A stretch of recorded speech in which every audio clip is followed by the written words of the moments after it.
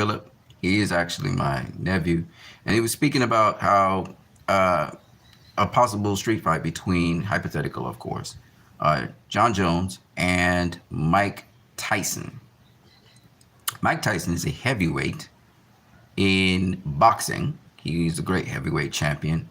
I guess you're talking about prime Mike Tyson versus prime John Jones. Remember, guys, you can always subscribe to my channel. You can also request videos that you would like me to go through with you guys. Now, understand this is a boxing channel, not really an MMA channel, but nonetheless, combat sports is what we're talking about here. Now, street fight meaning anything goes, any rules go. It's straight up fighting, whatever you want to do. That's what Gerald is asking me about. So I'm going to address this as a What You Need channel. You can donate via PayPal. The link will be after the stream. Unfortunately, I can put the link in the description. So for my viewers who are boxing fans, we're going to go into it. Now, you've seen, first of all, Francis Ngannou fight Tyson Fury. We've also had guys like James Toney actually fight MMA and actually beat an MMA champion. Now, James Toney was beaten by another MMA champion who choked him out once he got to the ground game. But James Toney also beat a former, I think the guy was actually a world champion at the time. It wasn't in UFC. It was an MMA fight they had in a cage. And James Toney actually knocked the guy out. What I got to say to you guys is it's not necessarily how many tools you use. It's the level at which you use your skills or tools. And it's also has to do with your sense of fighting. So what a lot of people don't realize is Mike Tyson used to street fight a lot and get into a lot of trouble and stuff like that. And so he ended up in boxing and disciplined in boxing later on, you know, I think when he was 15, 14, 20, 12, 13, 14, okay? Now, John Jones, as Jerome so logically said, he would be skilled in a variety of styles and so on, all right, and be able to use more of his limbs. But just because you can use more of something, or even because you're more diversely skilled, doesn't mean you're going to win a fight. Fighting is something where it has a lot to do with several different things. It's not about the style of boxing that you have necessarily. It's not about necessarily your skill set even though you have to have a certain knowledge of fighting. Fighting's all about distance. It's all about being able to gauge distance, being able to understand the conditions under which you're fighting, whatever available tools or available weapons you have at your disposal. So there's a number of different factors involved in fighting. And then when you're talking about a street fight, which is a fight with very, very little rules, if it's to the death or whatever, it really changes the whole paradigm. You have to understand, John Jones is a professional MMA fighter, and Mike Tyson's a professional boxer.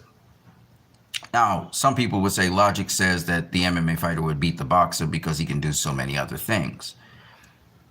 That's kind of true. But then if that's the case, why did the boxer who is specialized in boxing alone, in conditions under boxing, why it is that certain boxers lose to MMA fighters? We say Julio Cesar Chavez Jr. should have beaten Anderson Silva. Paulie Malignaggi should have beaten, in bare knuckle boxing, I forgot what the guy's name is, Conor McGregor, the guy from Conor McGregor's camp. I mean, a lot of times, even when we look in boxing, you know, more skilled boxer, the boxer with a greater IQ should beat the pressure fighter coming at him who may not have as much IQ. But it's not about that. In fighting, it's not just about head knowledge or skills. It's about also how strong you are, how tough you are, how durable you are, how determined you are, and what kind of game plan you have, et cetera, et cetera, et cetera. So it's you know, the level at which you may have refined certain or honed certain skills. So these things are not straight up and down questions. You know, Mike Tyson versus John Jones, just to give you some other things to think about. And don't forget to smash the like button. It helps me, right? A couple other things to think about when you're thinking of Mike Tyson versus John Jones. John Jones is not a heavyweight. He's a light heavyweight. Okay? So weight and size, depending, a guy like Mike Tyson is probably shorter than John Jones. You have to think about speed, quickness, these things as well. I'm not saying that John Jones shouldn't win something that he specialized in doing. If he specialized in mixed martial arts, you would think that in a clash with Mike Tyson, John Jones should beat Mike Tyson. But it depends on how good Mike Tyson is with his stand-up game. And if he has certain things or techniques to keep John Jones from taking him down or using his jiu-jitsu or his judo on him, right? So there's a lot of things. Yes, John Jones may be kicking, but you never know. Mike Tyson may be able to bob under those kicks or get under those movements.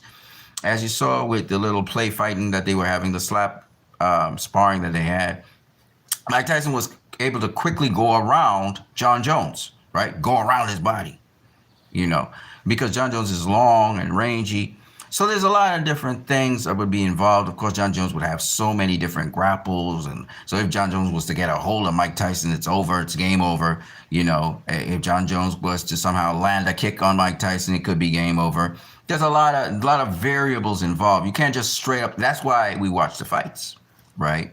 In boxing, we can make predictions, but that's not necessarily how the fight goes because there are just so many variables to consider. You would think the longer, taller fighter would be able to keep the shorter fighter at bay, but that's not the rule in boxing. It's not necessarily the rule. It depends on how honed your skills are at keeping guys at bay. It depends on your footwork. It depends on so many different things. And it's just similar with MMA. It depends, again, in fighting, it's all about range. Who can establish range? Who can establish control, right? If Mike Tyson can get close to John Jones, that does not guarantee that Mike Tyson, because Mike Tyson mostly fights on the inside, right?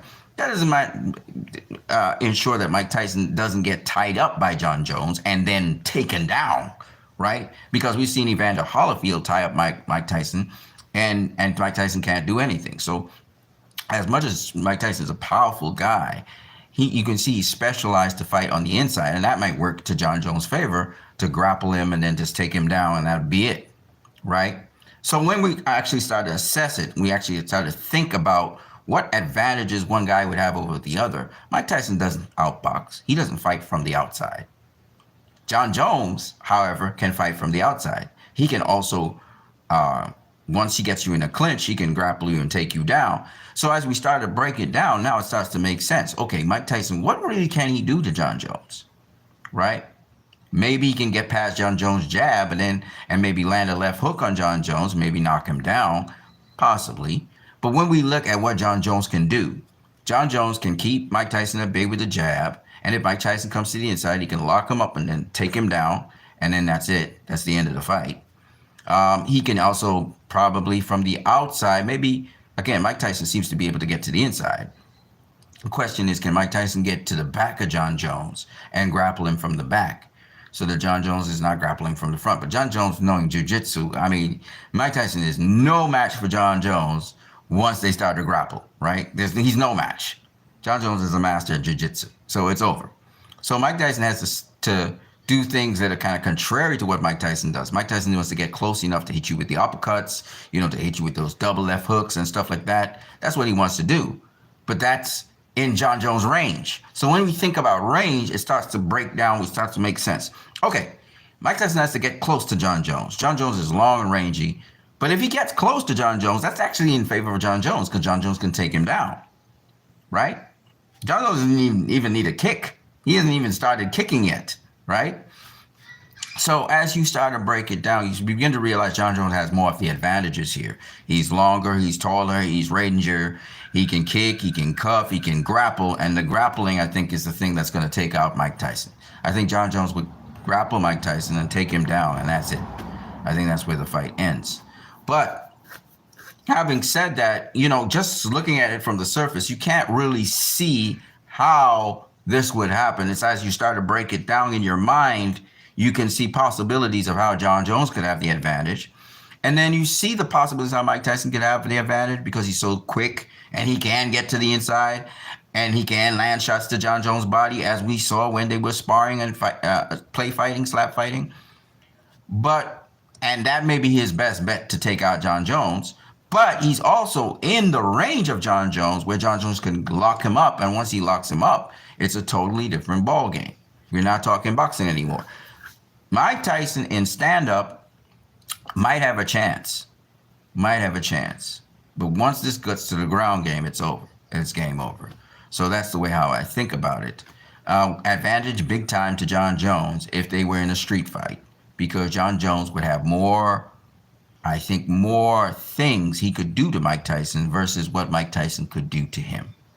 But having said that, that doesn't necessarily mean that John Jones would win that fight. Because Mike Tyson's very good at what he does. And that means, would Mike Tyson touch John Jones? More than likely. Even with the kicks.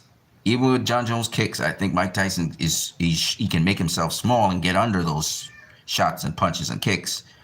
And I think that means Mike Tyson does have a damn good chance of hitting John Jones and catching him with a money punch. So it's not as easy, like I said before, to really figure out what would happen. But as you think about what the fighters could do, I think Mike Tyson would have less things he could do.